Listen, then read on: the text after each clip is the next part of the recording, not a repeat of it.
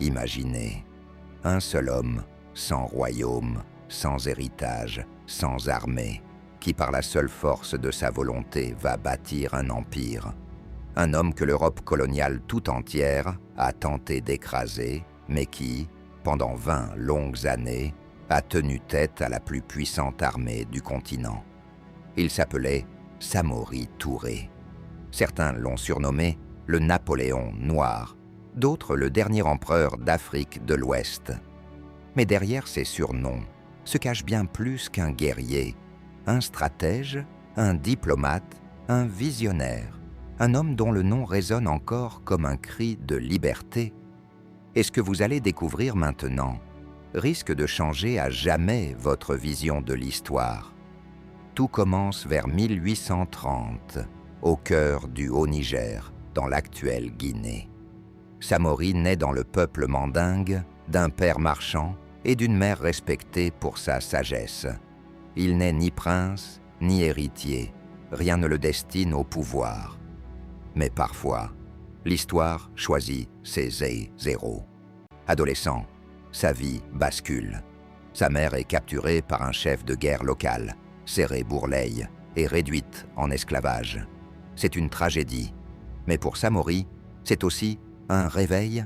Il aurait pu supplier, il aurait pu s'effondrer, mais il choisit une autre voie, la patience et la stratégie. Il se met au service du chef qui a enchaîné sa mère, non par soumission, mais pour observer, pour apprendre, pour attendre son heure. Pendant des années, il étudie la guerre, les alliances, les forces et les faiblesses de ce monde de seigneurs. Et le jour venu, il prend les armes, rachète la liberté de sa mère, puis quitte ce royaume de violence pour bâtir le sien. Samori ne veut pas d'un simple royaume. Il rêve plus grand.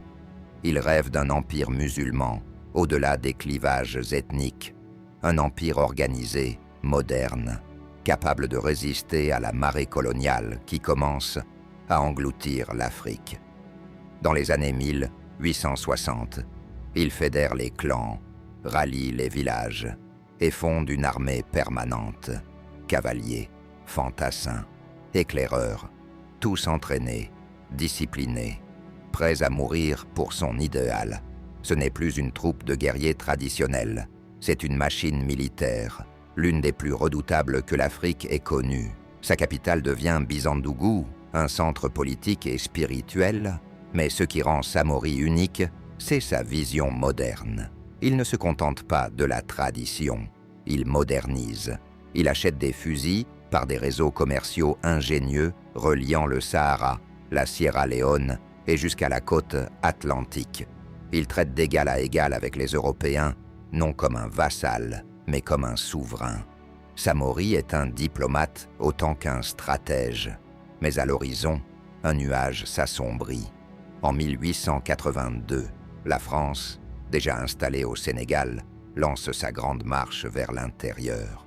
Son objectif, dompter les territoires mandingues et annexer les terres de Samori.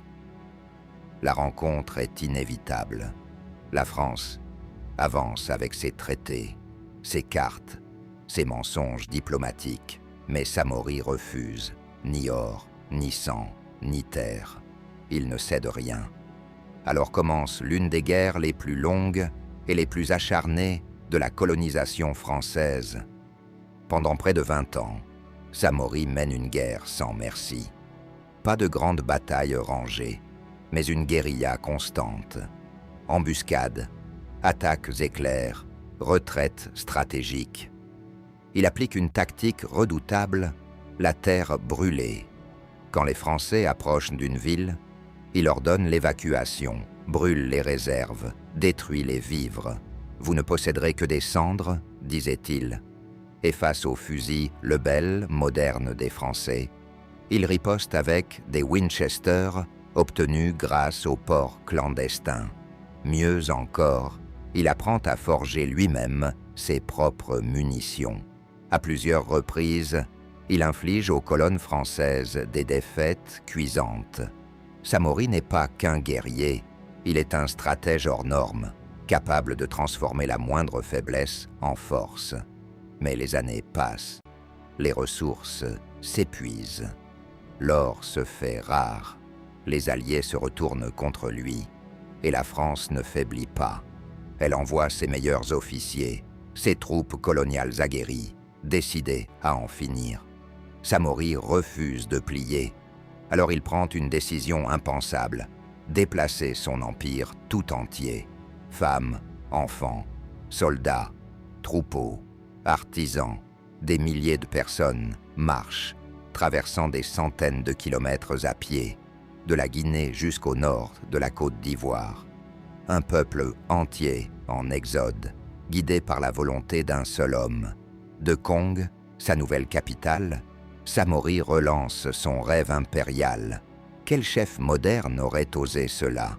Samori, lui, ne vivait pas dans le temps des autres, mais le monde change et la pression française devient insoutenable.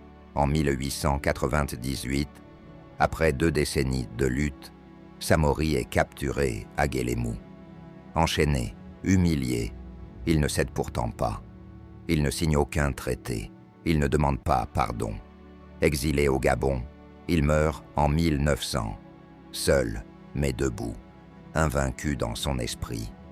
Aujourd'hui encore, son nom résonne à travers toute l'Afrique de l'Ouest. Pas comme celui d'un roi déchu, mais comme celui d'un homme qui a osé dire non. Un bâtisseur, un stratège, un résistant. Un symbole que ni les chaînes ni l'exil n'ont pu briser. Au Mali, en Guinée, en Côte d'Ivoire, des routes, des places, des écoles portent son nom. Pas parce qu'il a vaincu, mais parce qu'il a résisté jusqu'au bout.